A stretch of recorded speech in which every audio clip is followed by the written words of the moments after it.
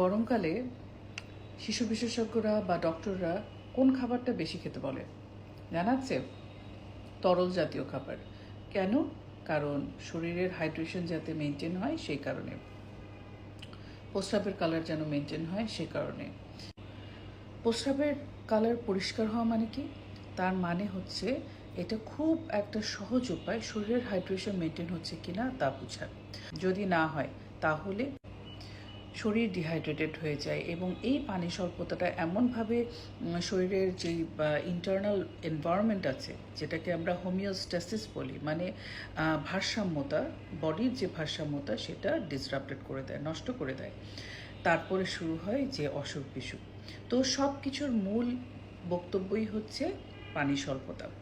এখন আসেন আজকের বক্তব্যে, সেটা হলো এই পানি স্বল্পতা দূর করতে অনেক সচেতন বাবা মাই আছে, তারা খুব মাইনুটলি, খুব কেয়ারফুলি তাদের বাচ্চার হাইড্রেশন মেনটেন করার জন্য কেয়ার করে, খেয়াল করে এবং যা করা দরকার, যা বুঝেন এবং যা ডক্টর কাছ থেকে শুনেন তারা মেনটেন করার চেষ্টা করে, হুইচ ইজ ভেরি অ্যাপ্রিসিয়েবল। কিন্তু ভুলটা কোথায় হচ্ছে? ভুল হচ্ছে এই গরমের সিজনে দেখা যায় যে বাচ্চাকে নিয়ে বেড়াতে গেছেন, তারপরে রাস্তার ধারে লেবুর শরবত বিক্রি হচ্ছে, রাস্তার ধারে আখের রস বিক্রি হচ্ছে। আখের রস, লেবুর শরবত, প্রচুর চিনিযুক্ত একটা পানি, বাচ্চারা চিনিযুক্ত পানি পছন্দ করে। সেই কারণে আপনি কি করলেন? গরম লাগছে, বাচ্চা ওইটা পছন্দ করে, ঠিক আছে দিয়ে দিয়ে, ওর হাইড্রেশন মেনটেন হচ্ছে। রাস্তার ধারে লেবুর শরবত দিয়ে দিলেন, রাস্তার ধারে আখের রস দিয়ে দিলেন। আগে কথা বলেছি যে রাস্তার ধারে মুড়ি, ছোলা বাটোরা, কি ভেলপুরি, এইগুলো কিন্তু খাওয়াটা রিস্কি। কেন?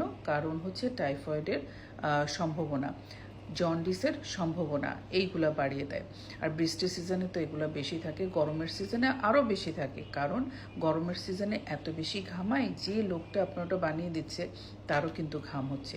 সব দিকে খেয়াল করেই আপনারা বুঝতে পারবেন।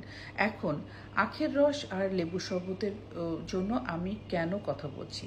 কারণ আখের রস এবং লেবুর শরবত, আখের রস কিন্তু সরাসরি আখ দিয়ে তৈরি হচ্ছে, খালি আখ চিপড়ে তার রসটা বের করে দিচ্ছে। তাহলে প্রবলেমটা কোথায়? ওই যে হ্যান্ডেলিং, গরমের সময় যে লোকগুলো, যে সার্ভারগুলো আপনাদেরকে আখের রস বানিয়ে দিচ্ছে, তারাও কিন্তু ঘর্মাক্ত, তাদের হাতেও কিন্তু ঘাম আছে, ময়লা আছে, এবং সেটা দিয়ে আখের রসটা হয়ে যাচ্ছে জীবাণুযুক্ত, রাইট? স্পেশালি টাইফয়েডের জীবাণু। এবং নট অনলি দ্যাট, যে মেশিনটা দিয়ে করছে সেটা দিনের পর দিন ঠিকমতো ধোয়া হচ্ছে কিনা, ঠিকমতো রিসাইক্লিং হচ্ছে কিনা, ঠিকমতো ওইটা মেনটেনেন্স হচ্ছে